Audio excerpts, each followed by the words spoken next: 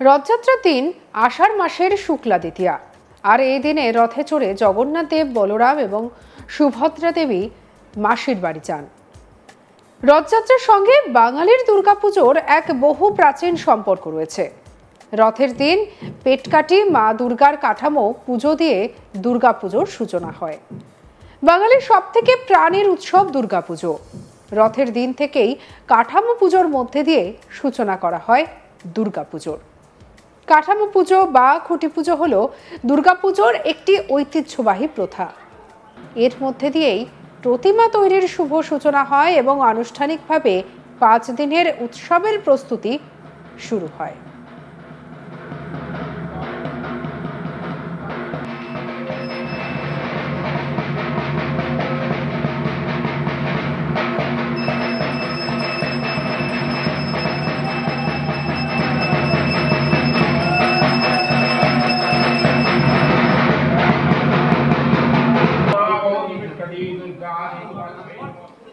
পেটকাটি মা দুর্গার কাঠামো পুজো বলতে সম্ভবত মুর্শিদাবাদের রঘুনাথগঞ্জের গদাইপুরের ব্যানার্জি বাড়ির দুর্গাপুজোর সূচনা হয় রথের দিনে। এই পুজো 420 বছরেরও বেশি পুরনো এবং পেটকাটি দুর্গা নামেই পরিচিত। কাঠামো পুজো দুর্গাপুজোর একটি গুরুত্বপূর্ণ অংশ, যা প্রতিমা তৈরির প্রক্রিয়ার সূচনা করে এবং উৎসবের আনুষ্ঠানিক সূচনা করা হয়। গদাইপুরের ব্যানার্জি বাড়ির দুর্গাপুজো বিশেষভাবে উল্লেখযোগ্য, কারণ এখানে মা দুর্গা পেটকাটি দুর্গা নামে পূজিত হন।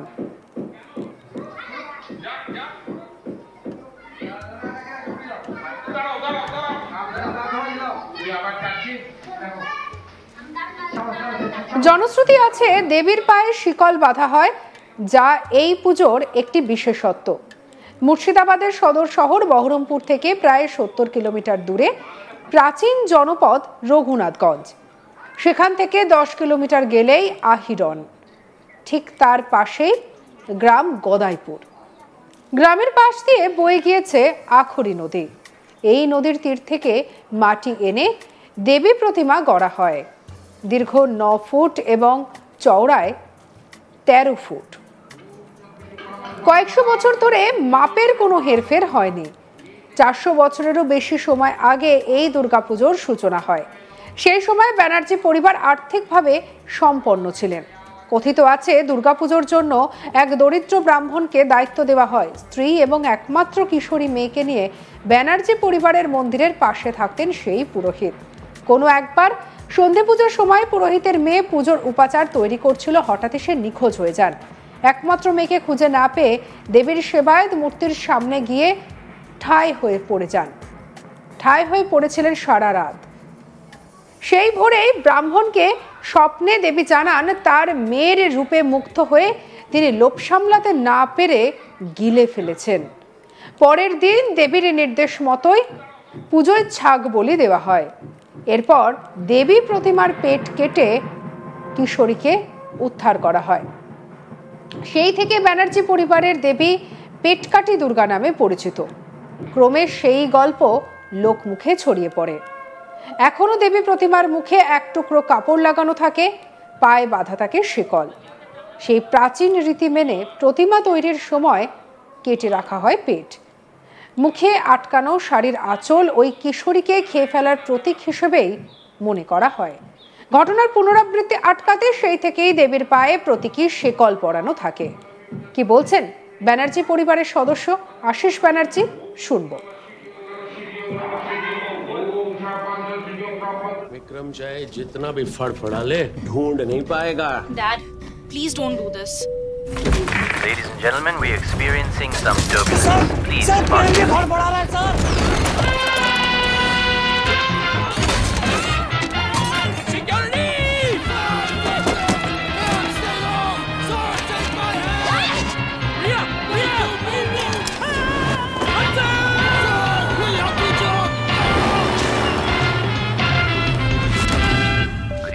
This is your captain speaking. Just sit back and enjoy the flight.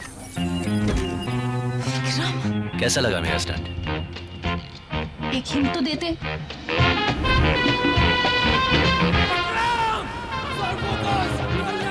Hint. बड़े आराम से। আজকে রথ উৎসব হিসেবে আমাদের প্রতি বছর কাঠামো পুজো হয়। মানে আজকের দিন থেকে আমাদের শ্রী শ্রী মা পেটকাঠি মায়ের পুজোর আরাধনায় বসে এবং নতুন করে সমস্ত পাঠ তৈরি হয় আমাদের। আজকের বিশেষ পুজো হয়, যে পুজোর শুরু হয় আজকের পর থেকে ঠাকুর তৈরি আরম্ভ হবে। হ্যাঁ, আর আমাদের অরিজিনাল পুজো হয় ষষ্ঠীর। পাটের মাটি আজকে তোলা হয়, মাটি দেয়া হয়, হ্যাঁ, কাঠামো হয়, খুঁটি পুজো হয়, এসব।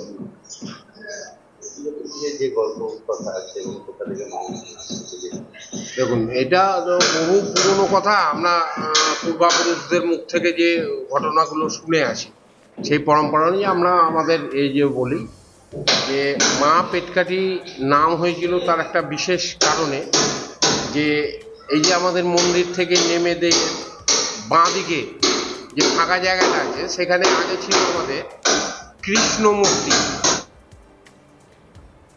ব্যানার্জি পরিবারের অপর সদস্য মিনা ব্যানার্জি কি বলছে শুনবো।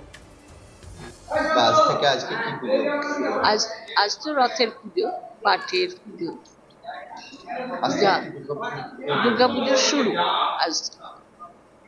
তারপরে আস্তে আস্তে মা আগমন হয়, মা ষষ্ঠী ক্রিয়া শুরু হয়, মায়ের একাদশী, দ্বাদশীতে, দ্বাদশীতে এই ষষ্ঠী ক্রিয়া, ষষ্ঠী ক্রিয়া হয়, দুপুরে ভোগ হয়।